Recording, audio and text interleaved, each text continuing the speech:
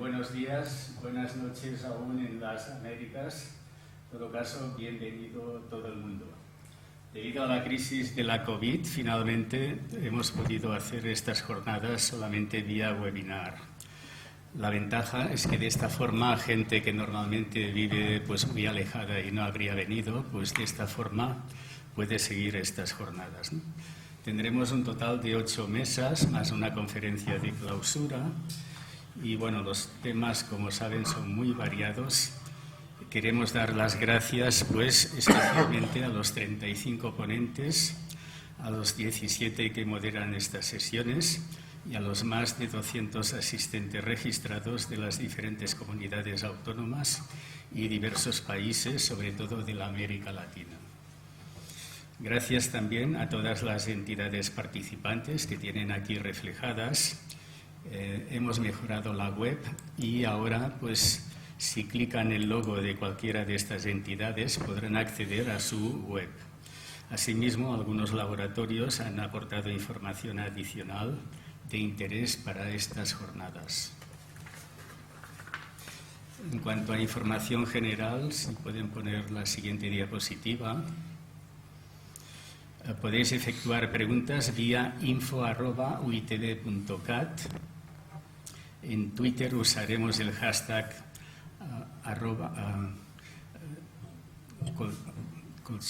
colchoneta, se llama, creo, FUITB 2020. Y para conseguir la acreditación es preciso conectarse el 80% del tiempo y contestar el cuestionario de evaluación que se publicará en uitb.cat. Lo haremos la próxima semana tras la finalización de la jornada.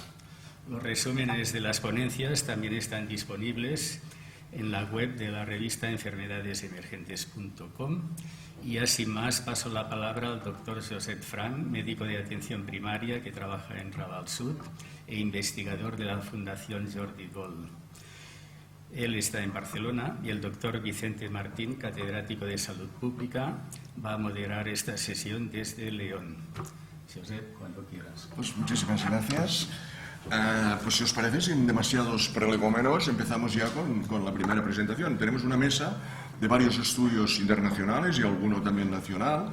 Y la primera ponente que tenemos es la doctora Cristina Vilaplana, que es una investigadora experimental en tuberculosis en el Hospital de Can Ruti, en Badalona, y que nos va a presentar cosas muy interesantes. Cuando quieras, Cristina. Bueno, buenos días. Soy Cristina Vilaplana, tal como ha dicho. Trabajo en la unidad de tuberculosis experimental en Can Ruti y os vengo a presentar un proyecto del que soy coordinadora, que es un proyecto financiado por la Unión Europea, que se llama SMATB y que significa el desarrollo de un algoritmo médico de estratificación de pacientes para poder predecir las respuestas al tratamiento. Este proyecto tiene 3 objetivos. El primero es hacer un ensayo clínico para evaluar la eficacia y la seguridad de la aspirina y el ibuprofeno cuando se añaden como coadyuvantes al tratamiento de la tuberculosis. Tenemos pacientes sensibles, básicamente, y luego un pequeño piloto con enfermos multiresistentes.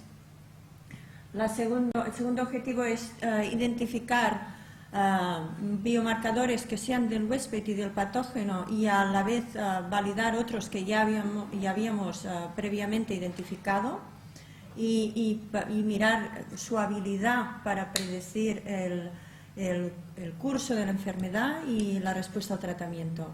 Y por último, coger todos estos datos y elaborar un algoritmo médico que sirva para estratificar a los pacientes en la práctica clínica. Es un consorcio de 9 partners en 7 países distintos, los tenéis aquí. Está Francia, Suecia, Alemania, Holanda, Sudáfrica, Georgia y nosotros, que tenemos 3 partners. Aparte de nosotros hay 2 partners más de aquí, de Barcelona.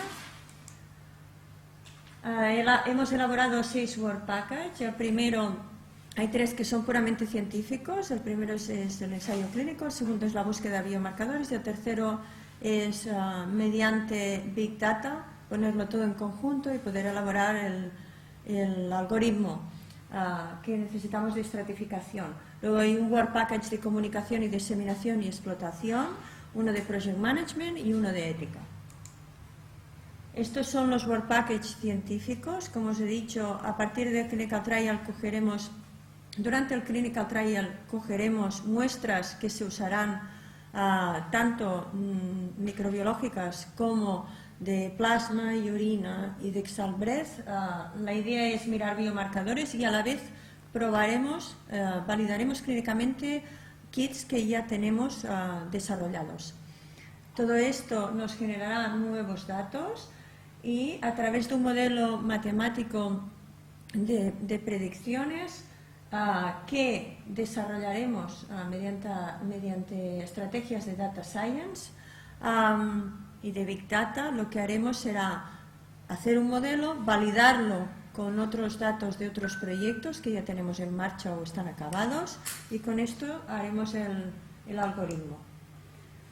¿Qué es lo que pretendemos? Al final lo que queremos es poder tratar mejor a los pacientes, que se encuentren mejor, que valga menos el tratamiento, porque al final el algoritmo de estratificación lo que tiene que servir es para aplicar un tratamiento que sea personalizado y por lo tanto dar las terapias dirigidas contra el huésped a aquellos que lo necesiten y a los otros no. Pero a la vez durante el proyecto estamos generando nuevos trabajos, empleo, estamos generando educación porque la gente se está formando. La idea es implicar a la sociedad y nos estamos esforzando mucho en mirar cómo se pueden explotar los resultados y las herramientas que se desarrollen durante el proyecto. No solo para conseguir dinero a nivel comercial, sino para que otros puedan usarlo.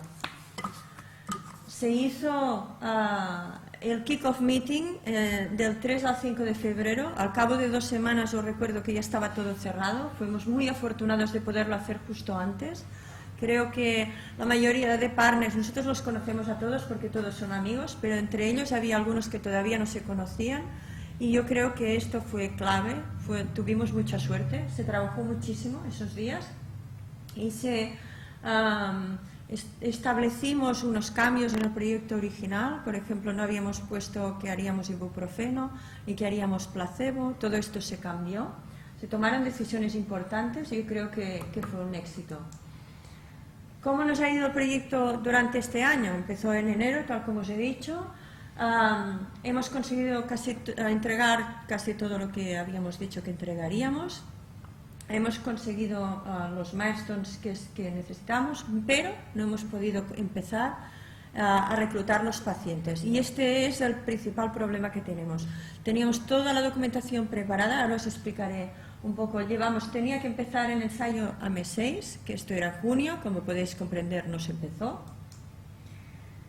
¿Qué pasa con el ensayo clínico? El ensayo clínico es un ensayo con 3 ramas, es doble ciego. A unos les vamos a dar aspirina, a los otros ibuprofeno y a los otros placebo.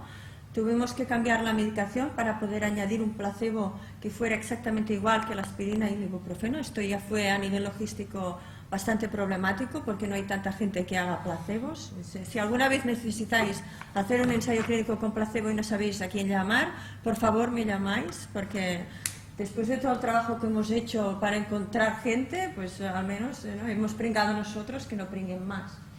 Esto es se decidió hacer un consentimiento informado que fuera electrónico. Nos pasó el vídeo porque es de 5 minutos. Pero es muy bonito, yo creo que recoge todo lo que tenemos, las fotos sí que os las he puesto. La idea es que cuando tú das el tratamiento antibiótico, los antituberculostáticos, lo que haces es disminuir la carga bacilar, pero la tuberculosis tiene un componente inflamatorio que es muy importante, que evidentemente no es el mismo para todos los pacientes, de aquí que querramos saber cuáles necesitarán el tratamiento antiinflamatorio y cuáles no, porque seguramente no lo necesitarán todos, pero tenemos que identificar cuáles.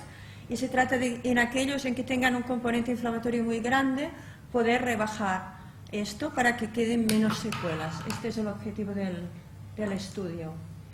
Aquí tenemos parte del consentimiento informado de los dibujitos de qué se hará a los pacientes, se sacarán las muestras, será sangre, orina, se recogerá esputo, se recogerá aire exhalado y se analizarán.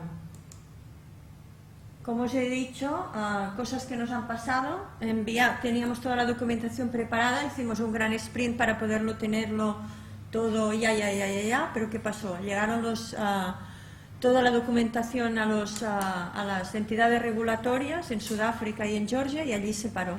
La pandemia de COVID no analizaban nada, cerraron completamente. Cuando empezaron a analizar cosas solo evaluaban proyectos de COVID, con lo cual esto quedó rezagado y aquí es nuestro principal problema, es debido a esto.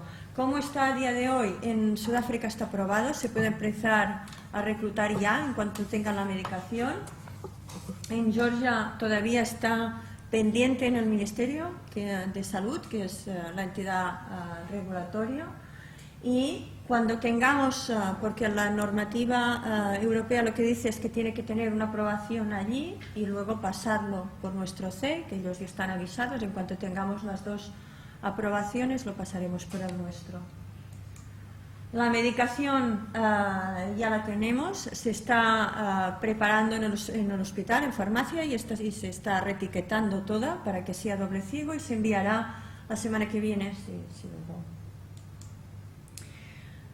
La cosa que quería transmitir es que a pesar de nosotros nos conocíamos toda la gente que está en el consorcio, nosotros habíamos trabajado con ellos antes, con lo cual todos son amigos y podemos fiarnos, pero aún así la COVID ha complicado muchísimo la logística. Cosas que antes podías irte a Sudáfrica y en una semana la tenías todo organizado, la gente entrenada, etcétera, etcétera. Ahora se ha convertido en millones. Aquí os he puesto estas 4, pero es que es un infierno de reuniones cada vez y todo se ha enlentecido muchísimo. La suerte, mientras tanto hemos trabajado mucho, hemos hecho todas las Standard Operational Procedures, tenemos todos los protocolos en marcha, tenemos todo de infografías para entrenar a la gente, estamos grabando vídeos que se pasarán y la idea, hemos hecho todo de formularios para evaluar el impacto, pero también para evaluar todo lo que se hace durante el proyecto y pensamos que esto sería útil para otros proyectos, con lo cual pensamos hacer público y que todo esto otra gente lo pueda explotar, no solamente para proyectos europeos, pero si tú quieres saber cómo está yendo tu proyecto, que puedas usar estas plantillas, esta es la idea, igual que todos los protocolos, o durante el proyecto o al final, la idea es que sean públicos y se puedan usar abiertamente. Cuando pones en marcha un estudio se pierde muchísimo tiempo poniendo a punto las técnicas, entrenando. La idea es esto, que si unos lo han hecho, ya no que alguien se aproveche. Vale mucho dinero este proyecto, con lo cual cuanta más gente, y es dinero público, cuanta más gente lo use, mejor. ¿Qué hemos conseguido? Bueno, el principal problema es que necesitaremos pedir una extensión, seguro, que será sin dinero, es decir, pediremos más tiempo para hacer lo que ya teníamos previsto y esto ya es un problema porque tenemos gente contratada que luego ya veremos cómo lo pagaremos, pero hemos conseguido muchas cosas. Hay 67 personas involucradas en este proyecto, de 9 partners. Hemos conseguido prácticamente todo lo que dijimos que haríamos hasta ahora. Estamos a punto de empezar el trial. Tenemos la web en marcha, hemos hecho training y tenemos este Sites Capacity Package hecho. Y la idea es poder colaborar con otra gente. Si alguien quiere mandarnos un email, si alguien quiere saber cómo lo hacemos, alguien quiere usar nuestros recursos, cualquier cosa que se os ocurra, queremos hablar con pacientes, cualquier cosa, nos podéis mandar un mail a smatv@igtp.cat o a mi email, que básicamente todo es público, con lo cual podéis consultar nuestra web, es muy fácil, es smatv.eu, que creo que no está aquí, me la ha dejado, pero bueno, es fácil de encontrar. Y nada más, muchas gracias. Muy bien, muchísimas gracias. Creo que va a ser una constante los problemas del COVID de cara a intentar desarrollar proyectos, porque realmente lo paraliza todo. Y es de agradecer vuestra generosidad ofreciendo todos estos procesos intermedios que habéis ido trabajando mientras no se pueda poner en marcha el estudio, por lo cual, de verdad que muchas gracias. Bien, pues si os parece pasamos a las preguntas. Me gustaría empezar con el comoderador de esta mesa, que es el doctor Vicente Martín, que debe estar conectado por internet, por si tiene alguna cuestión.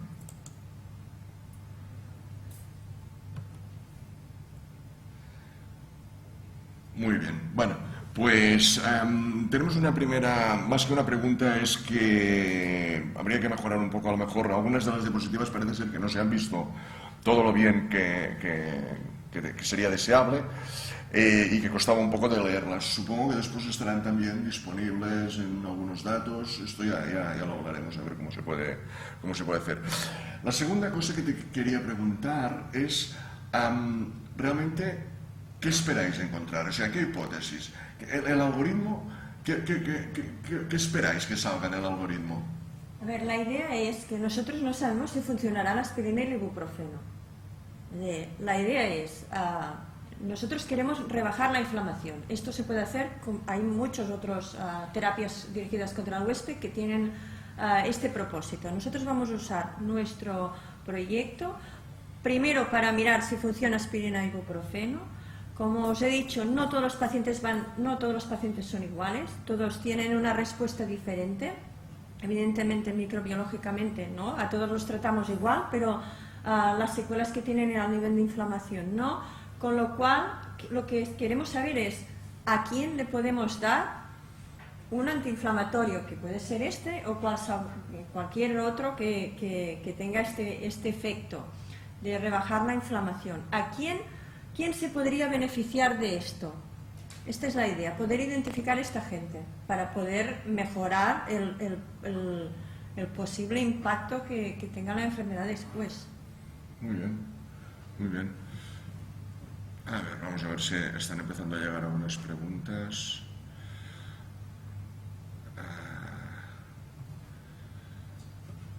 Bueno, no, es cómo afecta el COVID a este proyecto, que es lo que ya hemos estado hablando, que esto va a ser la constante.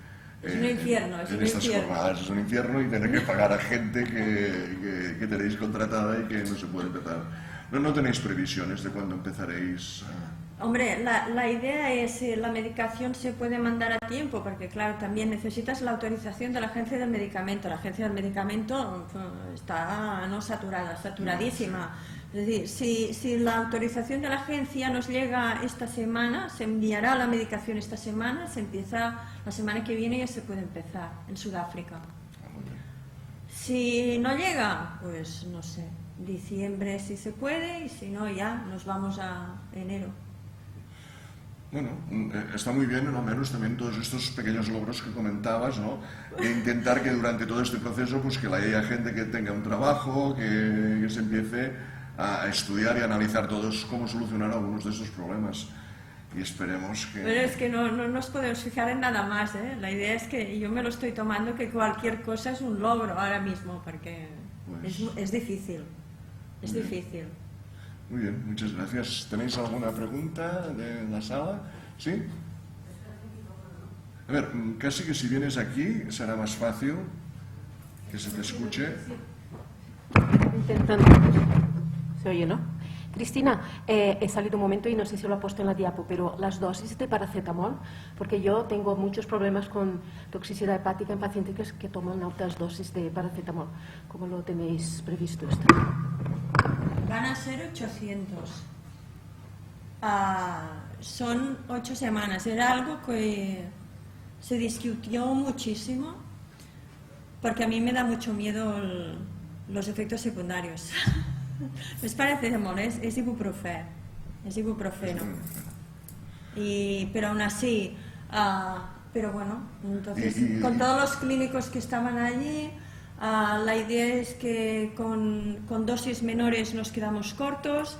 Si te pasas de dosis, luego que tendrás muchos efectos secundarios. La verdad es que no lo sabemos.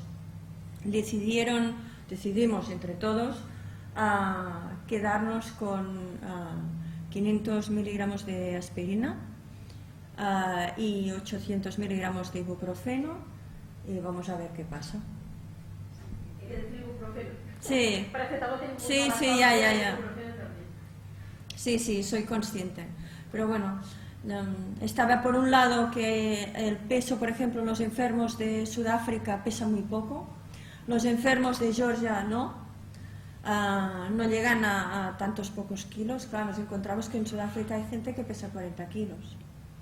O sea, estábamos un poco... Pero bueno, vamos a ver qué pasa. Si hay que pararlo, lo paramos, no hay más. Muy bien, pues muchísimas gracias, Cristina, muy interesante, la verdad.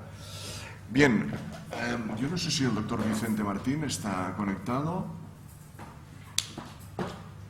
Bueno, pues mira, pasamos a presentar la segunda ponencia, que lleva por título Intentando mejorar el pronóstico de la meningitis tuberculosa, que es otro de los grandes temas muy importantes, y nos va a presentar el doctor Juan Ambrosioni, que es médico de infecciosas del Hospital Clínico y con un amplio bagaje en este tema.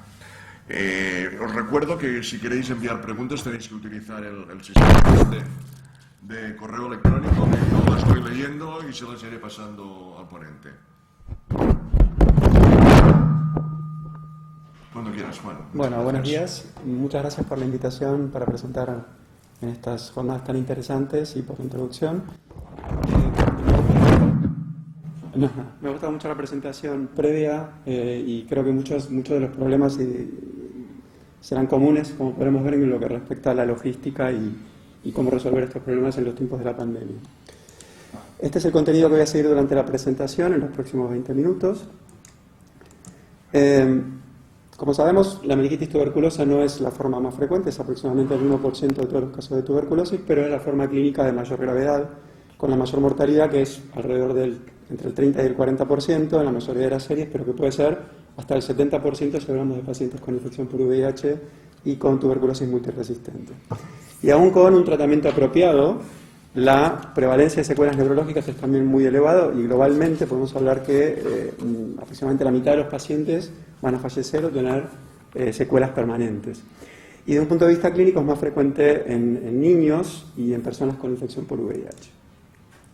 ¿Y por qué tenemos este pronóstico tan malo para la meningitis tuberculosa? Hay dos elementos fundamentales. Uno es el retraso en el diagnóstico y el otro es que los esquemas antimicrobianos que tenemos son claramente subóptimos. El retraso diagnóstico tiene que ver con que en los lugares donde la incidencia y la prevalencia es mayor de esta forma de tuberculosis, pues los síntomas inicialmente son inespecíficos y la consulta es generalmente tardía, razón por la cual al momento de la presentación o de consultar al sistema sanitario los pacientes tienen formas ya muy avanzadas. Y el otro problema es que los fármacos que utilizamos están extrapolados del uso de los fármacos para la tuberculosis pulmonar y si vemos aquí, no sé si se puede marcar de alguna manera, pero la penetración de algunos fármacos en el sistema nervioso, por ejemplo la rifampicina, que es esencial, pues es bastante baja, es del 10 al 20%, y esto puede hacer que las concentraciones alcanzadas en el líquido cefalorraquídeo no alcancen para inhibir a Mycobacterium tuberculosis. Estas son las razones principales. Y además tenemos poco que esperar de los fármacos más nuevos en desarrollo porque la gran mayoría tienen una unión proteica muy elevada y es al menos poco esperable que tengan concentraciones elevadas en el líquido cefalorraquídeo y los datos que hay van en este sentido. ¿Cuáles son las recomendaciones actuales? Lamentablemente son muy antiguas y desactualizadas. Hace décadas que estamos haciendo lo mismo y que es extrapolar el tratamiento de las formas de tuberculosis pulmonar con el añadido de esteroides y con una prolongación en el tiempo total de tratamiento. Y esto ha estado prácticamente sin cambios en los últimos 40 años. Y por supuesto esto, en el caso de la tuberculosis sensible, si fuera resistente, pues hay que adaptar el esquema ante esta sospecha o esta confirmación. Y durante mucho tiempo pensamos que tal vez las quinolonas iban a ser los fármacos que nos ayudaran o que mejoraran esta situación con el tratamiento que tenemos, pero esto, lamentablemente, hubo varios estudios pequeños y hubo un estudio muy grande de fase 3 que un poco puso fin a estas expectativas. Esto es un New England que tiene ya algunos años, donde en un estudio muy grande con dosis elevadas de rifampicina de 15 miligramos y utilizando como quinolona levofloxacino, no se observó en un estudio muy grande y con una coinfección con VIH del 40% y una tasa de monoresistencia al isoniazida del 25%, un estudio realizado en Asia. Lamentablemente, como vemos, las curvas de Kaplan-Meier para el brazo intensificado con quinolonas y el brazo estándar son absolutamente paralelas. Y esto si lo dividimos entre pacientes con infección por VIH, o VIH negativo fue lo mismo, no hubo ningún tipo de beneficio por subgrupos. Y esto creo que puso fin a toda expectativa con las quinolonas y hasta donde yo sé no debe haber grandes estudios en fase 3 que estén testeando en este momento el añadido de quinolonas para la tuberculosis meningia. ¿De dónde viene entonces nuestro proyecto IntensTVM? El origen se remonta ya a unos cuantos años. En Ginebra se celebró en el 2012 la Conferencia Francófona del SIDA, que es una conferencia que se realiza cada 2 años en un país francófono del norte y del sur alternativamente. Y ese año fue en Ginebra, donde yo trabajaba en ese momento, y gente del Hospital Universitario de Tananarivo nos explicaron los problemas que tenían para el manejo y el diagnóstico precoz de las formas extrapulmonares de tuberculosis, que obviamente el tratamiento era gratuito, pero se priorizaban por razones evidentes de transmisión de las formas pulmonares, y para cuando tenía un diagnóstico convencional de formas extrapulmonares, pues muchos de los pacientes estaban ya lamentablemente muertos, sobre todo, evidentemente, con las formas meningias. Entonces había la posibilidad de intentar buscar socios para implementar método de diagnóstico rápido, puntualmente el GeneXpert en el líquido cefalorraquídeo y en otras formas extrapulmonares, a partir de la posibilidad de colaborar con el Instituto Pasteur, que tenían un equipo de GeneXpert destinado a otros proyectos, pero no había ni personal ni los reactivos necesarios, y se creó un pequeño proyecto que realizamos en colaboración con el Hospital Universitario de Burdeos, Ginebra, donde yo trabajaba en ese momento, y el Instituto Pasteur de Madagascar y el Hospital Joseph Raceta Befelatrana, que es el Hospital Universitario de Tananarivo, para evaluar hasta qué punto era factible realizar un proyecto de diagnóstico rápido en formas extrapulmonares y evaluar otros outcomes secundarios. Bueno, fue un proyecto que duró, por el cual tuve el gusto de trabajar esta es la fiesta de despedida cuando me iba allá de Tananarivo, algunos meses ahí, que fue una gran experiencia, con muchas actividades también formativas. Y la verdad que el proyecto, se logró terminar, se publicó hace un par de años, donde pudimos reclutar 400 pacientes en 2 años y medio, demostrar que era realizable la implementación de un proyecto y un diagnóstico rápido en Antananarivo, que logísticamente parecía muy difícil, y el otro resultado muy importante es que, si bien se hablaba de prevalencias en la población general muy bajas de VIH en Madagascar, a diferencia de lo que sucede en Mozambique, que está simplemente del otro lado del canal de Mozambique, pues no fue el caso en nuestro estudio, con una prevalencia muchísimo mayor, y esto también se vio en los pacientes que al final no tenían tuberculosis, o sea que no era ligado al hecho de la coinfección con tuberculosis. Entonces, cuando terminó este estudio, pues un poco la duda era cómo hacíamos para continuar colaborando y trabajando en Madagascar. Entonces, un poco lo que se valoró fue la posibilidad de presentarnos a una STP, que dependiendo de la Unión Europea, financian proyectos de gran envergadura para colaborar entre países del norte y países del sur, pero para esto era necesario un consorcio mucho más grande y mucho más potente que los 3 partners iniciales. Y en ese sentido, se amplió el consorcio hasta lo que es el actual consorcio del IntensTVM, con, además del país de Madagascar, que ya había participado, 2 centros adicionales, 3 centros en Costa de Marfil, 2 centros en Uganda y 5 en Sudáfrica, y como comentaba la compañera en el proyecto anterior, son toda gente con la que ya hemos colaborado antes. O sea, lo que hicimos es buscar de los amigos que teníamos y de la gente con la que, o desde Burdeos, o desde Ginebra, o desde Barcelona se había colaborado. Para ese entonces yo ya no estaba, después de Madagascar, en Ginebra, sino en Barcelona, y se conformó el consorcio que integra actualmente el IntensTVM. Esto que les pongo aquí son las incidencias por 100.000 personas de tuberculosis al momento de preparar el proyecto, y como ven son todos países que tienen incidencias elevadísimas. En comparación pueden ver, por ejemplo, Sudáfrica tenía más de 500 por 100.000 personas, comparado con los 13 que teníamos en Cataluña al momento de preparar y de presentar este proyecto a la Comisión Europea. ¿Cuál es el diseño y cuál es el racional para las intervenciones en el proyecto? Bueno, es un diseño muy ambicioso, un estudio de fase 3 con diseño factorial, lo que significa que los pacientes se asignan a 2 randomizaciones, una luego de la otra, y lo cual lleva a que, por lo tanto, necesitemos un número muy elevado de pacientes. Este diseño es muy interesante porque permite testear más de una hipótesis a la vez, pero hace que el sample size crezca, y por eso necesitamos 14 centros para hacerlo.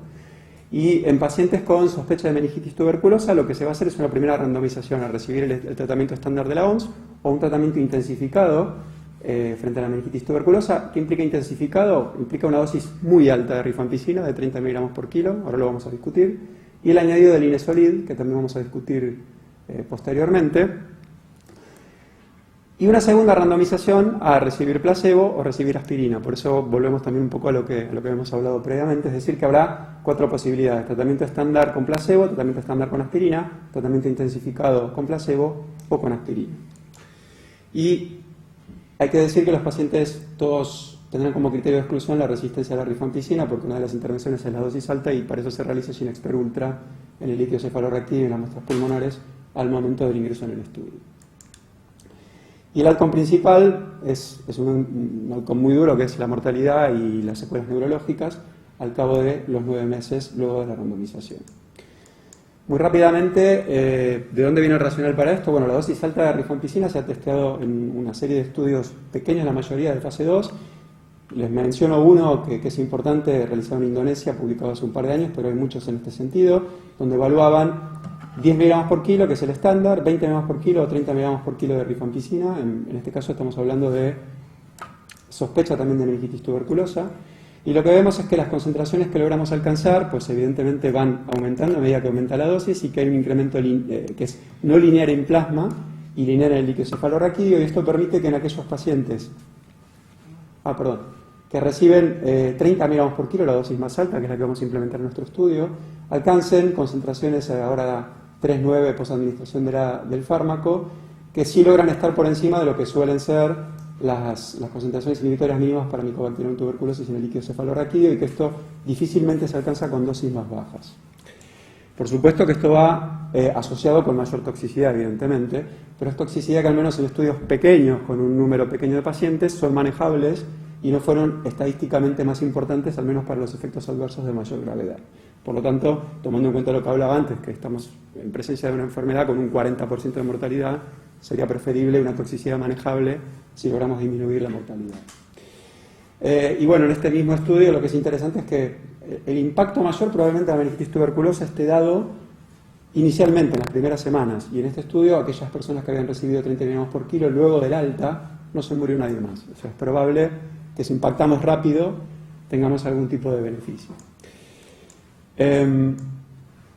¿Por qué el Linezolid? Bueno, el Linezolid hace mucho tiempo que lo usamos para muchas infecciones graves del sistema nervioso, como por ejemplo la meningitis por neumococo o meningitis por otros cocos gram positivos. Entonces tenemos esta experiencia, y también tenemos experiencia en la tuberculosis, fundamentalmente de lo que es el uso de la tuberculosis multiresistente. Pero aquí el problema que tenemos es que la duración termina limitando su utilización. Pero si volvemos al concepto que hablábamos antes, si intervenimos rápido y de forma precoz, tal vez podamos tener un rol para el Linezolid también. Y además es probable que las dosis que se usan para la tuberculosis en general pueden ser un poco más bajas que para las infecciones por cocos gram positivos, aunque claro, esto es para las formas pulmonares, no sabemos a ciencia cierta cuál es la dosis óptima para la meningitis tuberculosa. Vale. Pero probablemente, como decíamos, si lo que queremos es impactar de forma temprana, dado por un tiempo más breve, probablemente podamos limitar la toxicidad y obtener beneficios clínicos. Y aunque hay algunas series ya publicadas, todavía la experiencia que tenemos con el Linezolid de la meningitis sigue siendo bastante limitada.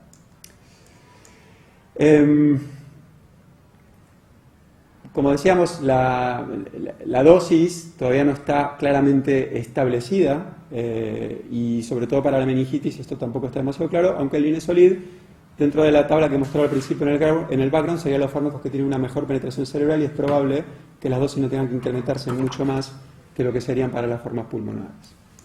Y por último, la aspirina. ¿De dónde viene la aspirina? Por eso me vuelvo a unir al proyecto anterior. Hay unos cuantos estudios pequeños, y la mayoría de fase 2, que demuestran que la aspirina en distintas dosis podrían tener un impacto, sobre todo en lo que es asociado a la disminución de la vasculitis, que va asociada con la meningitis tuberculosa y el stroke, y que tendría mucha relación con las secuelas neurológicas que presentan los pacientes. Esto no es un efecto para el cual querramos reemplazar a los corticoides, sino que esto es un efecto que sería aditivo, es decir, a los pacientes les daríamos los corticoides que se dan de forma rutinaria y que es recomendado por la OMS, y además la aspirina. Y ha habido diversos estudios que han testeado esta intervención desde dosis antiagregantes de 75 miligramos hasta dosis antiinflamatorias, pero parece que el efecto mayor se obtiene. Este es un estudio el más importante que tenemos probablemente, publicado en eLife hace un par de años, donde se miraba por un lado de seguridad, que no hubiera sangrado a nivel gastrointestinal del sistema nervioso, y endpoint de eficacia, cuál era medido por resonancia magnética el nivel de infarto cerebral, y probablemente, vemos que son números pequeños, pero el mayor impacto se obtenga con la dosis antiinflamatoria. Aunque claro, esto requiere monitorizar muy bien a los pacientes para que no tengan complicaciones, sobre todo de tipo hemorrágico. Pero además en nuestro estudio es probable que el 40% como mínimo del global de los pacientes tengan infección por VIH. Entonces además teníamos que decidir qué hacer con el tratamiento antirretroviral. Y lo que se decidió es que el fármaco que recibirán será el dolutegravir, que está siendo disponible de forma creciente en muchos países africanos en formulación genérica. Claro, hay un problema, la rifampicina induce el metabolismo del dolutegravir y está indicado la duplicación de la dosis, pero no sabemos hasta qué punto podría ser necesario un incremento superior con una dosis tan alta de rifampicina. Es probable que no, porque desde un punto de vista farmacocinético es inesperado que haya una sobreinducción más allá de la dosis estándar de rifampicina. El otro punto que no está claramente establecido es cuál es el momento óptimo para empezar el tratamiento antirretroviral. Nos hubiera gustado también randomizar el timing, pero aquí nos llevamos a 2.000 pacientes y esto era imposible aún con 25 centros en África. Por lo tanto, todos los pacientes empezarán en semana 4. ¿Por qué en semana 4? Porque todavía están recibiendo los corticoides y esto de alguna manera debería disminuir el riesgo de iris. El dolutegravir irá asociado con TDF y FTC porque no presenta interacciones con la rifampicina, que sí lo tendría en principio el TAF, y es activo para los pacientes que potencialmente pudieran tener una hepatitis B activa y es un esquema con una alta barrera genética. ¿Cuáles son las hipótesis y los endpoints del estudio? Bueno, creemos, la hipótesis de la cual sale este sample size es que podríamos disminuir un 30%, es decir, si estimamos un 40% de la mortalidad global, sería de 40 a 28 con la dosis, con el tratamiento intensificado, y que luego la aspirina podría añadir un 30% de mortalidad, de disminución de mortalidad sobre este 40-28 que tenemos con el tratamiento intensificado. El endpoint primario, como lo dije, es un endpoint duro, es mortalidad a 9 meses, y luego hay una gran cantidad de endpoints secundarios, como se pueden imaginar, que no enumeraré por razones de tiempo, desde un punto de vista clínico, microbiológico, farmacológico. Evidentemente, como son intervenciones farmacológicamente muy riesgosas, hay un subestudio muy importante de PKPD. ¿Cómo está organizado el consorcio? En esto iré rápido. Bueno, como les decía, son 13 hospitales que reclutarán pacientes en 4 países africanos y la coordinación desde 3 centros europeos, Ginebra, Burdeos y Barcelona. Todo esto manejado por un comité ejecutivo y un General Assembly que se reúne 2 veces al año, y está dividido todo el proyecto en 8 paquetes de trabajo, de los cuales les he marcado en rojo los que coordinamos desde Barcelona. Esta es la distribución, hay un paquete de coordinación, 2 paquetes en lo que respecta al manejo del ensayo clínico y a la implementación, un paquete muy importante de capacity building, son 14 hospitales, pero muchos de ellos nunca jamás habían hecho un ensayo clínico previamente en alguno de estos países, es decir que el trabajo fue durísimo en este sentido en los primeros meses. Y luego el manejo de la coinfección, el manejo y el diagnóstico de la resistencia y los estudios de PKPD, y las complicaciones y las secuelas neurológicas a largo plazo, y finalmente un paquete de diseminación y explotación de la información. Como les decía, el 2 y el 6 son los que coordinamos desde Barcelona. ¿Dónde estamos actualmente? Y aquí me vuelvo a unir a los problemas que comentaba la compañera previamente. Tendríamos que estar mucho más adelante. El proyecto comenzó el 1 de enero del 2019. Y el primer año ha sido prácticamente todo dedicado a capacity building. Como decía, esto ha sido lo más difícil, así como Sudáfrica prácticamente tienen toda la infraestructura y tienen estudios de fase 2 muy similares a este. No era necesario hacer nada, pero había centros de Uganda que nunca hicieron un ensayo clínico, centros de Madagascar que nunca hicieron un ensayo clínico, y armonizar y llevar a un nivel mínimo donde todos los centros pudieran realizar este estudio fue un trabajo realmente muy importante, que se dividió en 4 tareas principales: el setup de la capacitación de los centros clínicos, de los laboratorios de microbiología, y esto ha sido un trabajo enorme.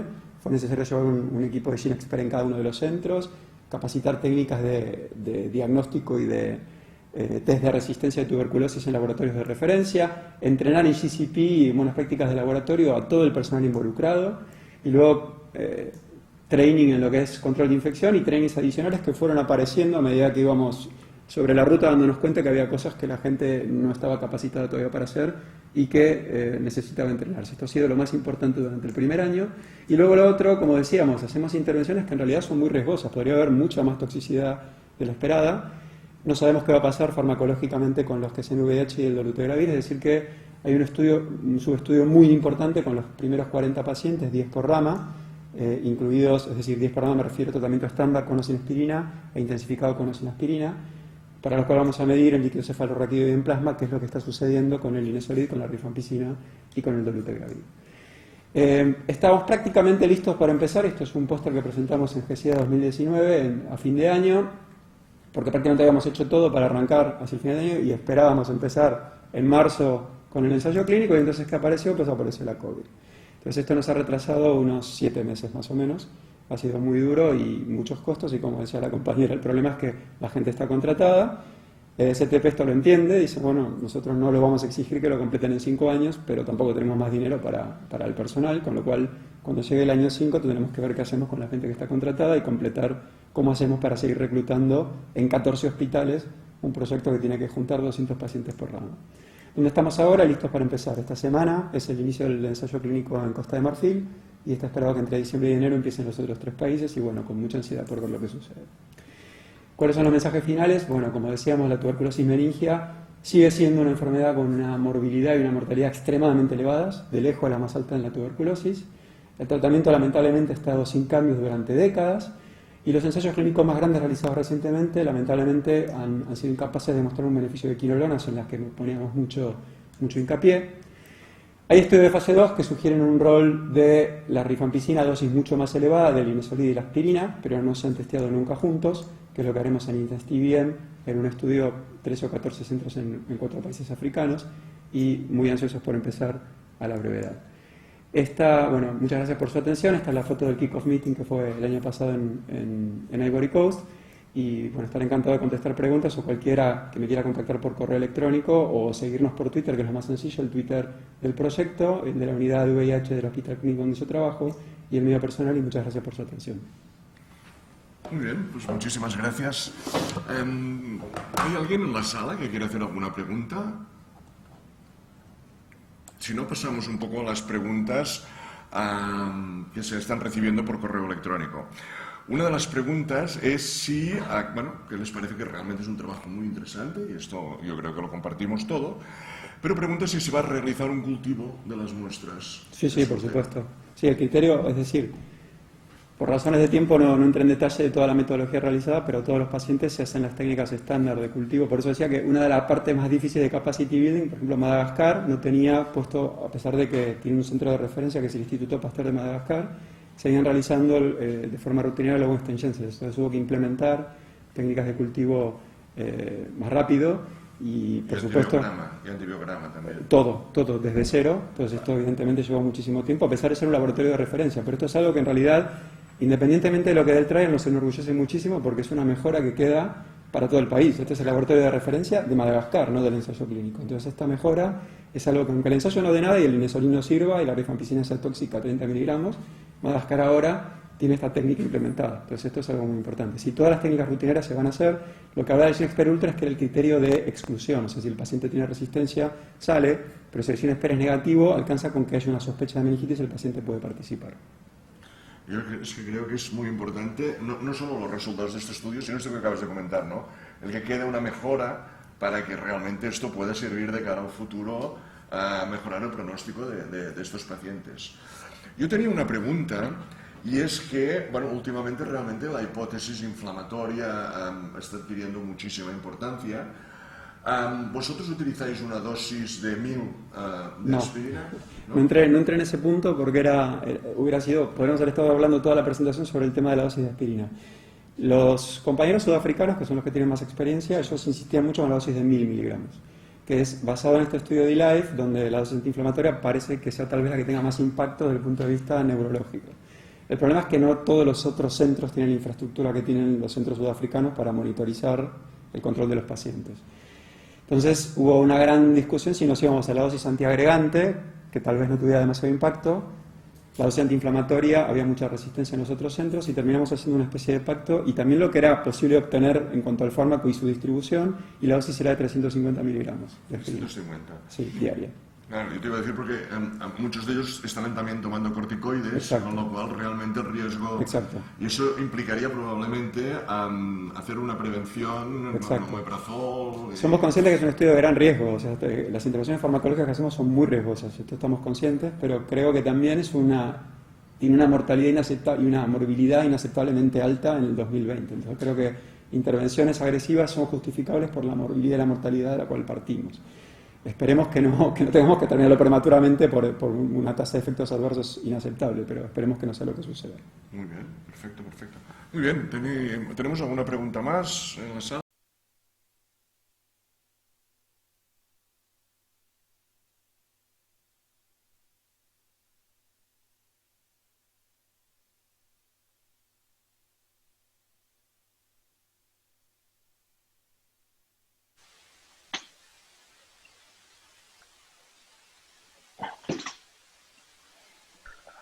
Hola,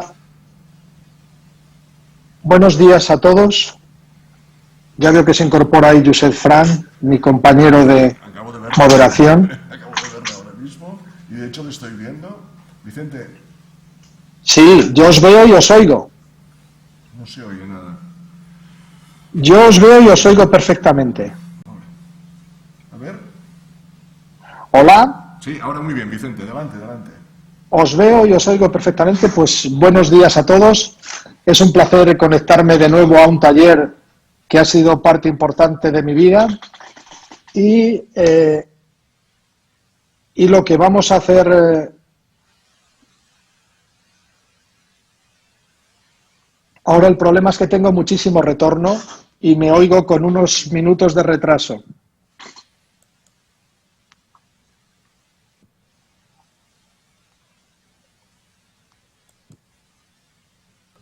Yo de usted lo que haría es la segunda página web cerrarla y entonces no tendrá tanto retorno. ¿Cuál cierro? La del directo, no la del Zoom. La del webinar, ¿la cierro? No, la del webinar no, la del directo. La del Zoom la tiene que dejar encendida. La del Zoom sí, pero me puedo salir de la del webinar, ¿no? Exacto, la del directo. Olvide el directo. Olvido el directo, ya estoy entonces. Bueno, pues espero que ahora ya se escuche bien. Si me lo confirmáis, por favor, que se oye correctamente. Sí, perfecto. Os comentaba que es un placer para mí volver a este taller que ha formado una parte importante de mi vida. Y nada, darles las gracias a Semergen, que es la que me ha permitido volver a estar con todos vosotros, aunque sea de una manera digital. Y sin más, paso a presentaros al siguiente ponente, Alberto García Basteiro, que es médico y trabaja en el Centro de Investigación de Salud de Manisa y pertenece al IES Global y nos hablará sobre la efectividad del régimen 3HP dado anualmente versus una sola vez para prevención de tuberculosis en pacientes con VIH en resultados del ensayo WHIP3TB. Adelante, Alberto, cuando quieras. Gracias, Vicente. Muchas gracias por la presentación. Esperemos que todo transcurra sin problemas técnicos. En primer lugar, comentar que este proyecto, que se conoce en inglés como WIP3TB, está coordinado por el Aurum Institute de Sudáfrica. El sponsor es KNCB en Países Bajos y el financiador es USAID, la cooperación americana a través del programa marco Challenge TV. Dentro del equipo de la Fundación Mañisa o el Centro de Investigación en Salud de Mañisa y el Instituto de Salud Global de Barcelona, aquí están parte de los co-investigadores que participaron en este proyecto. Bien, en las guías consolidadas de la Organización Mundial de la Salud sobre tratamiento preventivo de tuberculosis, publicadas este año, se continúa considerando a la población con VIH como una población en la que ha de administrarse tratamiento preventivo de tuberculosis. En estas guías se citan una serie de alternativas terapéuticas para hacer esta terapia preventiva, incluyendo de 6 a 9 meses de isoniazida diaria, 3 meses de rifampicina e isoniazida administrada de forma semanal, 3 meses de forma diaria de isoniazida y rifampicina, un solo mes de rifapentina más isoniazida administradas de forma diaria, o también 4 meses diarios de rifampicina. Todas estas opciones terapéuticas para prevenir tuberculosis son válidas y dependerá la elección de una u otra de diferentes factores. En concreto, la combinación de rifapentina e isoniazida administradas a altas dosis, una vez a la semana, como digo, está recomendada por la Organización Mundial de la Salud. Se ha demostrado que tiene una menor toxicidad que 6 meses de isoniazida. En ensayos clínicos se ha demostrado mayor adherencia que la dosis, que la pauta de isoniazida diaria, y una eficacia similar a la isoniazida, que 6 meses de isoniazida sigue siendo la pauta más frecuentemente utilizada en el mundo. A nivel de eficacia, un ciclo de 3 HP no es inferior a 9 meses de isoniazida en estudios publicados por el grupo de Tim Sterling en la Universidad de Vanderbilt. Lo que sí que sabemos que en países de alta incidencia de tuberculosis, donde son muy frecuentes las reinfecciones, la eficacia de la isoniazida como terapia preventiva ocurre generalmente mientras dura la pauta. Una vez dejamos de administrar la isoniazida, el riesgo se empieza a igualar a gente que no está tomando tratamiento preventivo. Por lo tanto, hay 2 grandes interrogantes que aún no están respondidos. Uno es, ¿cuál es el grado de cumplimiento real de la pauta 3HP comparado con la 6H en personas con VIH en países de alta incidencia? Y en otro lugar, ¿cada cuánto tiempo hay que dar el 3HP para prevenir tuberculosis en pacientes con VIH? ¿Hay que darlo anualmente? ¿Hay que darlo cada 2 años? ¿Cuál es la frecuencia? Para esto se diseñó el estudio WIP3TB, que es un ensayo clínico aleatorizado individualmente, pragmático, es decir, intentando que los procedimientos del estudio se parezcan lo máximo posible a la práctica clínica habitual. Paralelo, los brazos del estudio ocurrían al mismo tiempo, abierto, no había ciego, y que tenía este ensayo clínico tenía 2 partes principales. Aquí vemos en esta gráfica los 3 brazos. El primero es un brazo donde a los participantes les dábamos 6 meses de isoniazida. El segundo brazo, que vemos aquí, que le llamamos el brazo 3HP, donde les dábamos una pauta de 3HP, rifapentina isoniazida, durante 3 meses, administrado de forma semanal. Y el último brazo sería el P3HP, que sería 3HP periódico o anual, donde administramos una pauta de 3HP al año. Y vemos que el estudio tuvo un seguimiento en total de 2 años. Por lo tanto, comentaba que tenía el estudio 2 partes. La parte A, donde comparamos 3HP y 6 meses de isoniazida. El objetivo principal de esta parte era comparar el grado de cumplimiento o la adherencia de esta pauta 6H en comparación con las 3HP. Para este objetivo combinamos los 2 brazos 3HP y P3HP, puesto que recibían la misma intervención. Durante ese año los 2 recibieron una pauta de 3HP.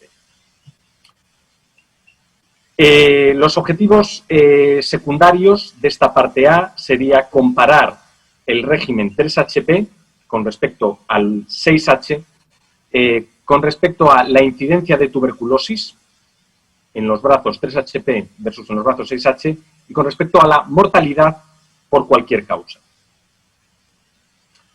La parte B de este estudio sería el ensayo clínico que comparaba el régimen anual o periódico, el que le llamamos P3HP, con el régimen único una vez durante los 2 años, que es el brazo que le llamamos 3HP. Administramos solo una sola vez.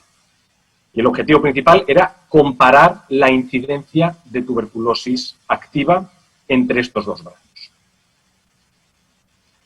Los objetivos secundarios de esta parte B era comparar el brazo P3HP con el 3HP con respecto a la incidencia, pero solo de los meses 12 a 24, que realmente eran los meses del seguimiento donde había una diferencia de intervención. En un brazo recibían el segundo ciclo de 3HP y en el otro no recibían ningún ciclo. También comparamos la mortalidad por todas las causas, se comparó la incidencia de tuberculosis resistente a rifampicina y se compararon los acontecimientos adversos serios. Unos acontecimientos adversos serios que fueron definidos previamente por el estudio en base a todos aquellos acontecimientos adversos que fueron reportados asociados a altas dosis de rifapentina e isoniazida. Con respecto a la metodología, comentar que el reclutamiento para este estudio ocurrió en 3 países, varios sites, en concreto 5 sites de Sudáfrica, 2 sites de Etiopía y un site en Mozambique, que es el Centro de Investigación en Salud de Manisa. Dentro de los criterios de elegibilidad destacan el ser VIH positivo, el tener igual o más de 2 años, el no tener evidencia de tuberculosis activa, el haber estado en terapia antirretroviral por 3 meses o más. Luego, la aleatorización o randomización ocurrió en un ratio de 9:9:2 en los brazos 3HP, P3HP y 6H. Por lo tanto, esto quiere decir que 2 de cada 20 recibieron 6H, o lo que es lo mismo, un 10% de los participantes se les asignó los 6 meses de isoniazida. El seguimiento fue por 24 meses para la parte B del estudio y de 12 meses para la parte A. Los participantes fueron seguidos mensualmente los primeros 3 meses de cada año. En el reclutamiento determinamos el estatus de infección latente a través del cuantiferón Gold Plus y el tratamiento fue dispensado en los meses 0, es decir, al reclutamiento 1 y 2 a todos los participantes que asegurarían las tomas de una pauta entera de 3HP. En el mes 3 se le dieron 3 meses, se le dispensaron 3 meses de isoniazida a los participantes en este brazo 6H, de los 6 meses de isoniazida, y en los meses 12, 13, 14 de estudio se administró la segunda pauta de 3HP a los que estaban en el brazo P3HP. Las dosis fueron directamente observadas, una en cada visita. Por lo tanto, en los brazos 3HP se observó una de cada 4, porque en total son 12 semanas las incluidas en esos 3 meses. Se contaron los comprimidos que se habían tomado, que se les había instruido de devolver los que no se habían tomado, en los meses 1, 2 y 3 para todos los participantes, en los meses 4 y 6 para los participantes que tomaban solo la isoniazida y en los meses 13, 14 y 15 para los participantes que tomaban el 3HP periódico. El seguimiento de los participantes se hizo a través de visitas clínicas, llamadas por teléfono y también, en caso necesario, visitas domiciliarias. Se hizo despistaje de tuberculosis a través de síntomas, a través de radiología de tórax y a través de un cultivo en los meses 12 para todos los brazos y al mes 24 para los brazos 3HP y P3HP. Con respecto a las variables resultado o a los endpoints, en la parte A tenemos la variable resultado principal, que fue el grado del cumplimiento del tratamiento en los brazos, por un lado 3HP, P3HP combinados y luego en el brazo 6H. El cumplimiento de tratamiento fue definido como, en los brazos 3HP, haber tomado como mínimo 11 dosis de las 12 que tenían que tomar en un periodo de 16 semanas, es decir, en 4 meses, un mes más de la pauta recomendada. En el brazo de los 6 meses de isoniazida, 6H, se consideró como cumplimiento de tratamiento cuando tomaban por lo menos 167 dosis de las 180 previstas en un plazo de 32 semanas, o sea, en 8 meses en vez de los 6 meses que está recomendado. Las variables resultados secundarias o los endpoints secundarios de esta parte A, pues la incidencia de tuberculosis al mes 12 y la mortalidad por todas las causas durante los primeros 12 meses. En la parte B, dentro de los endpoints, variable resultado, tenemos como variable resultado principal incidencia de tuberculosis activa en el periodo de 24 meses, tuberculosis activa entendiendo que inicia tratamiento independientemente de confirmación bacteriológica, y luego se hizo un análisis estratificado por país, sexo, nivel de CD4 y cuantiferón. Las variables resultados secundarias fueron incidencia de tuberculosis del mes 12 al 24, es decir, en el periodo donde había un tratamiento diferencial entre los brazos 3HP y P3HP. Medimos la mortalidad por todas las causas durante los 24 meses.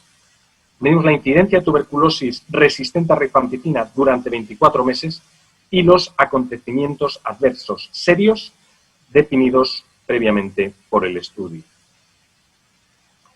Los resultados. Este fue el flujograma de participación. Se les ofreció consentimiento informado a cerca de 5.000 participantes, de los cuales 400 no declinaron participar.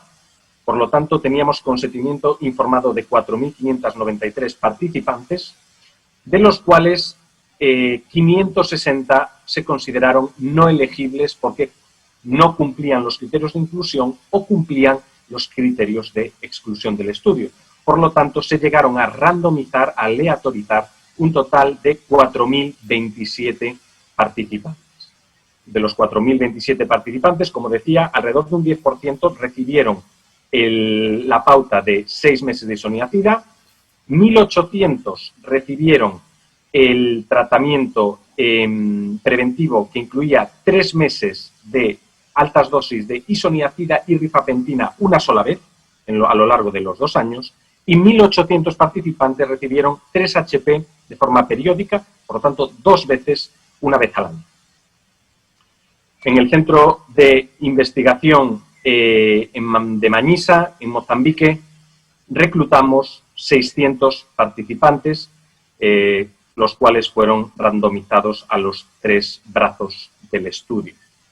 Señalar que para el análisis de la parte A se consideró un solo brazo, que era aquellos que recibieron 3 HP. Dentro de las características basales de los participantes, destacar que la mediana de edad fue unos 42 años, un 70% eran mujeres, todos los participantes estaban en tratamiento antirretroviral y alrededor de un 35% de los participantes en cada brazo, vemos que la randomización funcionó correctamente, un 35% tenían el cuantiferón positivo. Incluimos a 19 participantes menores de 18 años. Los resultados en la parte A, que era la comparación de 3HP versus 6H, vimos que el grado de cumplimiento de tratamiento en los brazos 3HP fue del 90.4% en comparación a un 50% en el brazo que recibía 6 meses de isoniazid. Por lo tanto, había 1,8 veces más probabilidad de cumplir el tratamiento en los brazos, en aquellos participantes que recibían 3 HP, comparando con aquellos que recibían 6H.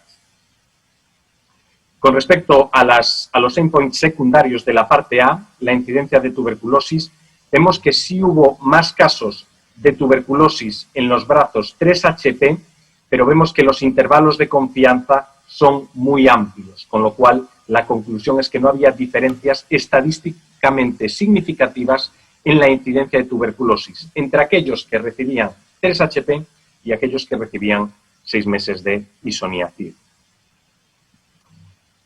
Con respecto a la mortalidad, en los brazos 3HP se murieron 18 participantes de 3.149 y en los brazos 6H se murió una persona de 357 que entraron en el análisis, con lo cual también vimos aparentemente una mayor mortalidad en aquellos que recibían 3HP, pero cuando hacemos el análisis con las consideraciones estadísticas vemos que esta diferencia de mortalidad no es estadísticamente significativa, los intervalos de confianza son muy amplios, por lo tanto no podemos considerar que haya una mortalidad añadida en el brazo 3HP con respecto al brazo 6H. Ahora presento los resultados de la parte B, que comparaban, en primer lugar, la incidencia de tuberculosis en los que recibían 2 pautas comparado con los que recibían solo una pauta. Aquí vemos en la curva de tiempo hasta evento, vemos que la incidencia de tuberculosis, como estas dos curvas, se solapan continuamente en el tiempo durante los 2 años. Vemos que en el brazo que recibía pautas de 3HP hubo 37 casos de carácter.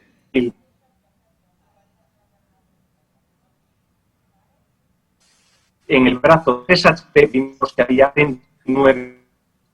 Alberto, te estamos perdiendo y también andas de tiempo justo. Quita el vídeo, por favor, y en 2 minutos mira a ver si puedes terminar. Gracias. Vale. Voy a intentar quitar el vídeo.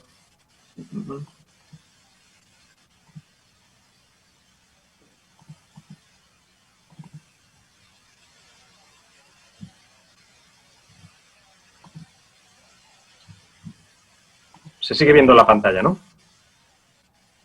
Todo muy correcto. Ponlo en presentación. Perfecto. Creo que ya la estoy viendo. Como estoy comentando, vemos que de densidad de incidencia es alrededor de 1, incluye que no hubo diferencias en incidencia de tuberculosis entre los que recibían 2 pautas de 3HP con respecto a los que recibían una única pauta. Y vemos que el valor P es muy alto, de 0,85. Cuando hacemos análisis de subgrupos, vemos que no hay diferencias estadísticamente significativas con respecto al país, al sexo, a los CD4 o incluso al estatus de infección latente al inicio del estudio. Con respecto a los variables resultados secundarias, vemos que tampoco hay diferencias en cuanto a la incidencia de tuberculosis estrictamente entre los meses 12 y 24, cuando la intervención era diferencial en los 2 grupos. Vemos que reportamos más eventos de muertes en el brazo P3HP, pero esta diferencia de mortalidad tampoco fue estadísticamente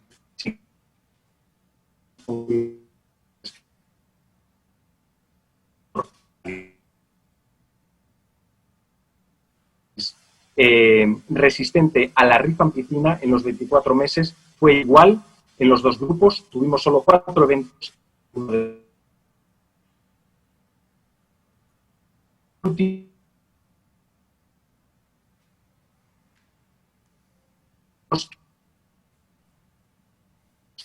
acontecimientos adversos serios en los brazos que recibían 3HP o P3HP en comparación con los que recibían 6 meses de isoniazida. Y estos son los acontecimientos adversos que reportamos, que notificamos, como la neuropatía periférica, hepatotoxicidad, reacciones de hipersensibilidad, psicosis, convulsiones, síndromes flu-like, que eran los que se habían reportado anteriormente relacionados con este tratamiento. Por lo tanto, las conclusiones son que el cumplimiento del tratamiento 3HP, en los brazos 3HP, fue mayor en comparación con el brazo de 6 meses de isoniazida. En participantes con VIH viviendo en países de alta incidencia de tuberculosis, un único régimen de 3HP fue tan efectivo como los regímenes anuales repetidos para la prevención de tuberculosis activa, y esto tiene consecuencias importantes o facilidades a nivel logístico y de consumo de recursos, tanto de fármacos también.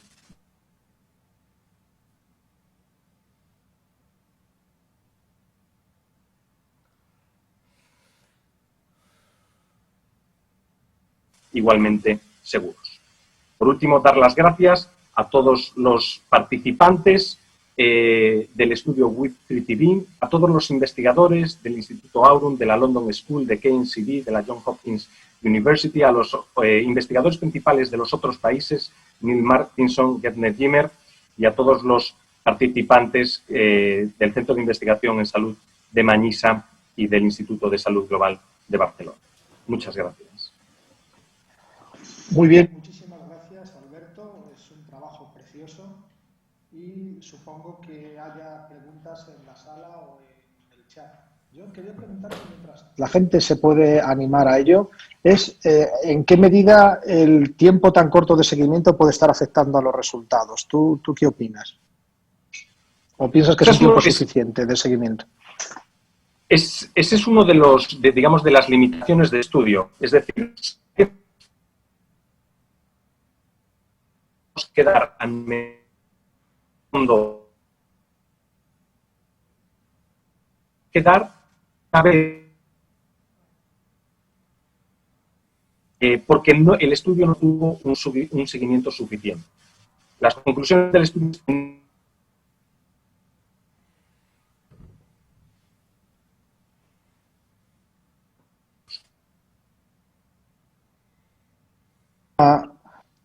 no sé si el problema lo tengo yo o si el problema es tuyo, Alberto, pero yo te pierdo. Realmente pero bueno, como... se ha dejado de oír. Yo creo que es mejor pasar a la siguiente ponencia porque es que no se oye nada.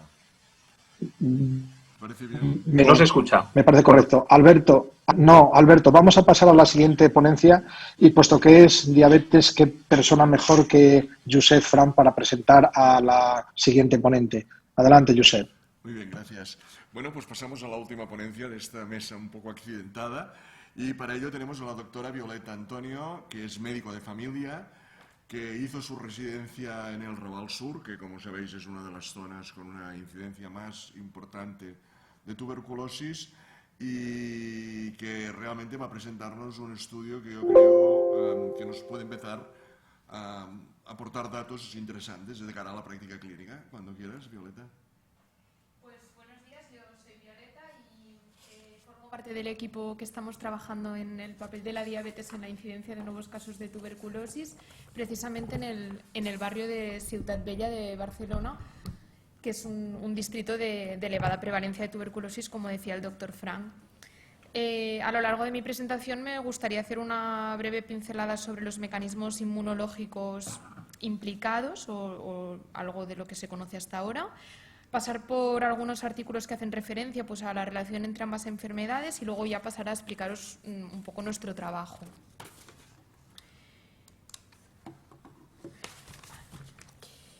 Sí que es verdad que el tema de los mecanismos inmunológicos que estarían implicados en esta mayor susceptibilidad del paciente diabético a desarrollar una tuberculosis no son 100% conocidos, pero sí que a pesar de seguirse estudiando, se acepta de momento que la hiperglicemia sería una de las causas pues de la afectación inicialmente de la inmunidad innata, afectando la función microbicida y fagocítica de los macrófagos alveolares, alterando también esta quimiotaxis, esta atracción de los leucocitos al sitio de la infección, retrasando la presentación antigénica, retrasando la diferenciación de las células T y la producción de interferón gamma, que sería pues, molécula clave en la activación de estos macrófagos que comentábamos antes. Hay una afectación por consecuencia de la hiperglicemia tanto de la inmunidad innata como de la inmunidad adaptativa y cuando todos estos mecanismos vendrían a activarse de forma retrasada, pues lo harían en un ambiente donde los bacilos habrían tenido mucho tiempo para reproducirse con alta carga bacteriana, ¿no? Y un ambiente muy proinflamatorio. Si pasamos a ver un poco pues, lo que se conoce sobre la relación entre las dos patologías, pues la OMS considera que la diabetes es uno de los principales factores de riesgo de la tuberculosis y es verdad que se prioriza bastante su abordaje conjunto, sobre todo porque los cambios en estilo de vida, la globalización, los cambios en la dieta están implicando un aumento de los casos de diabetes en los países de medianos y bajos ingresos, donde precisamente es donde más afecta la tuberculosis. Según esta revisión sistemática, el paciente diabético tendría un riesgo hasta 3 veces mayor de desarrollar una tuberculosis respecto al paciente no diabético. Y no solo el riesgo sería mayor, sino que los pacientes con diabetes, según algunos estudios, pues tendrían también una tuberculosis más severa. Se intuye por los resultados de algunos estudios que el control glicémico pues, tendría un papel también en el desarrollo de la tuberculosis. Y una frase con la que yo me quedé de este estudio fue que los casos de tuberculosis que se daban en pacientes diabéticos mal controlados eran considerados como una oportunidad perdida de prevención de tuberculosis. Siguiendo un poco con la evolución de la tuberculosis en los pacientes diabéticos, se realizó un estudio en Barcelona que puso de manifiesto que los pacientes que tenían tuberculosis y que además tenían un antecedente de diabetes, pues presentaban radiografías de tórax con más formas cavitadas, más efectos adversos a los fármacos antituberculosos y al momento del diagnóstico requerían más ingreso hospitalario. Además, hay estudios que consideran la diabetes como un factor de riesgo independiente para el desarrollo de tuberculosis multiresistente.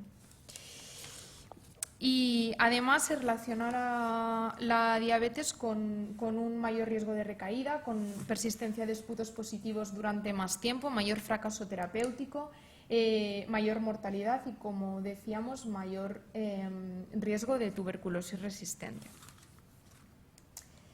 Pasando ya un poco al trabajo que nosotros estamos haciendo, como os decíamos al principio, trabajamos en el distrito de Ciutat Vella de Barcelona, que se caracteriza por ser uno de los más desfavorecidos socioeconómicamente en la ciudad. Según los datos de 2017, la incidencia de tuberculosis en Barcelona habría sido de 16 casos y medio por 100.000 habitantes y si nos fijamos ese mismo año solo en Ciutat Vella, la incidencia casi se triplicaba, con 43,8 casos por 100.000 habitantes. Los objetivos un poco de nuestro trabajo serían pues, analizar la relación epidemiológica entre estas dos enfermedades en un barrio de estas características y conocer qué riesgo tienen en esta zona en concreto los pacientes diabéticos de desarrollar una tuberculosis, con la intención de poder definir algún grupo de alto riesgo y que podría ser pues, potencialmente susceptible de hacer un cribado de tuberculosis. Para esto diseñamos un estudio longitudinal y retrospectivo de cohortes apareadas, población diabética y no diabética, en un modelo de cohortes dinámicas, en el que se incluyeron pacientes desde el 1 de enero de 2007 al 31 de diciembre de 2016 y además se añade un seguimiento de 2 años más hasta diciembre de 2018. La población que estudiamos es lo que comentábamos, los 5 equipos de atención primaria de Ciutat Vella, y los datos se recogieron por una parte de la historia clínica informatizada de atención primaria y por otra parte del registro de tuberculosis de la Agencia de Salud Pública. Las variables de estudio, pues desde datos demográficos hasta variables clínicas, la medicación dispensada a los pacientes y los datos específicos de diagnóstico y tratamiento de diabetes en los pacientes que eran diabéticos y de tuberculosis en los pacientes que desarrollaron tuberculosis a lo largo del estudio. Pasando un poco a los resultados de nuestro trabajo, a nivel descriptivo de las características basales de la muestra, podríamos decir que teníamos las 2 cohortes formadas por unos 8.000 pacientes, de edad media 57 años, una mayoría de hombres en ambos grupos. Nos llama la atención que en la cohorte de diabéticos hay un mayor porcentaje de pacientes que provienen de Indostán. Y así a nivel descriptivo, pues un mayor consumo de alcohol y tabaco, cifras mayores de IMC y mayor prevalencia de insuficiencia renal crónica en la cohorte de diabéticos. En cuanto a esta cohorte de diabéticos, a nivel descriptivo también, el tiempo de evolución de su diabetes era alrededor de 3 años, con en general un buen control metabólico, con una hemoglobina glicada media alrededor del 7,5%. Más de la mitad de estos pacientes hacían un manejo de su diabetes con estilos de vida. En cuanto a complicaciones microvasculares, la más frecuente que encontramos la retinopatía diabética, y en cuanto a complicaciones macrovasculares, la que encontramos de forma más frecuente, la cardiopatía isquémica. Si pasamos al resultado principal y más importante de nuestro estudio, encontramos pues una diferencia en la incidencia de tuberculosis en las dos cohortes. En la cohorte de diabéticos encontramos 69,6 casos por 100.000 habitantes año. En cambio, en los no diabéticos, una incidencia de 40,6 casos. Eso implica que los pacientes diabéticos tendrían un riesgo 1,77 veces mayor de desarrollar una tuberculosis comparado con los no diabéticos. Viendo el riesgo de tuberculosis según las covariables, vemos que probablemente el origen Indostanib se comportaría como un factor de riesgo independiente para el desarrollo de tuberculosis. Y también a nivel descriptivo y sin poder comparar los dos grupos porque las N son muy diferentes, si nos fijamos en los casos de tuberculosis que se dieron en cada cohorte, vemos que en ambas cohortes la mayoría se dieron en pacientes inmigrantes. En diabéticos hubo más casos de tuberculosis pulmonar y en cambio en no diabéticos extrapulmonar. A nivel del PPD la mayoría no estaba realizado. Vemos que había más radiografías anormales en la cohorte de pacientes diabéticos y a nivel del diagnóstico bacteriológico la mayoría fueron diagnosticados por baciloscopia y cultivo positivo o por cultivo positivo. Y un poco como resumen y para concluir, pues según nuestro trabajo en una zona de alta incidencia de tuberculosis como sería Ciutat Vella en Barcelona, los pacientes diabéticos tendrían un riesgo 1,7 veces mayor de desarrollar una tuberculosis. El origen Indostanib probablemente sería un factor de riesgo independiente para esto. Y a pesar de que nuestro trabajo no está terminado y estamos todavía analizando datos y creemos necesario seguir investigando en esto y seguir haciendo más estudios, sobre todo para determinar pues, qué papel tendría el control glicémico en todo esto y si las comorbilidades que podría tener el paciente diabético podrían tener un papel en el pronóstico de la tuberculosis, pues sí que apoyaríamos la realización de campañas de búsqueda activa de tuberculosis en diabéticos que residan en un distrito de estas características, con la intención de minimizar el impacto de esta infección haciendo o intentando hacer un diagnóstico más precoz. Gracias. Muy bien, muchísimas gracias. Yo creo que es muy representativa y muy gráfica precisamente la separación desde el principio de las dos curvas de población diabética y no diabética.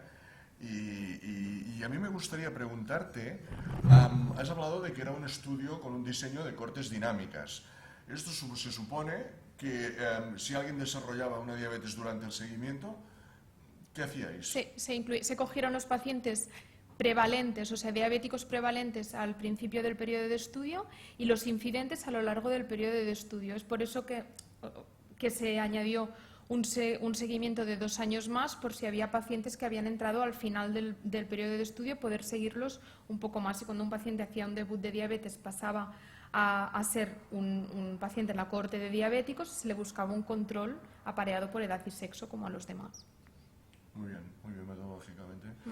Doctor Martín, ¿tienes alguna pregunta? Sí, quería preguntar algo. Bueno, en primer lugar, Violeta, felicidades por la presentación. A ver si antes era VIH-TB doble problema, a ver si ahora diabetes TB parece ser que también puede ser un doble problema, ¿no? Claro. Pero me ha sorprendido lo de que el origen Indostanib sea un factor de riesgo independiente. ¿No puede ser debido a los problemas de confusión permanente, o sea, que sean difíciles de controlar, como las condiciones de vida, las fuentes de infección, que tengan una mayor fuente de infección y por lo tanto estén más expuestos y no tanto el origen como las condiciones de vida? Sí que creo que podría ser porque está claro que el nivel socioeconómico claramente tiene un papel aquí, sí. Sí, yo creo que la idea es intentar después ajustar, ¿no? Por todos aquellos factores sociales que podrían confundir, sí. Muy bien. Bueno, pues tenemos una pregunta más en la sala. Sí, enhorabuena, es un trabajo muy bonito. Gracias.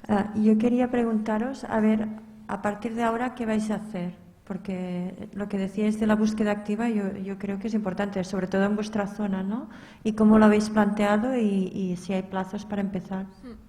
Esto todavía no está planteado, o sea, nuestra intención sería de alguna manera demostrar que esto sería útil en un distrito de alta incidencia. Lo próximo que queremos hacer es ver qué papel puede tener el control glicémico en todo esto, que se intuye por la literatura que sí que el control glicémico va a tener un papel en la respuesta al tratamiento, en la evolución de la tuberculosis. Y ver también eso que decíamos, ¿no? Si el paciente con diabetes con más comorbilidad puede tener una peor evolución de la tuberculosis. Cuando tengamos un poco pues, todas estas conclusiones, claro, no depende de nosotros tampoco instaurar un cribado en Ciutat Vella, pero bueno, se puede plantear de una forma más formal, claro.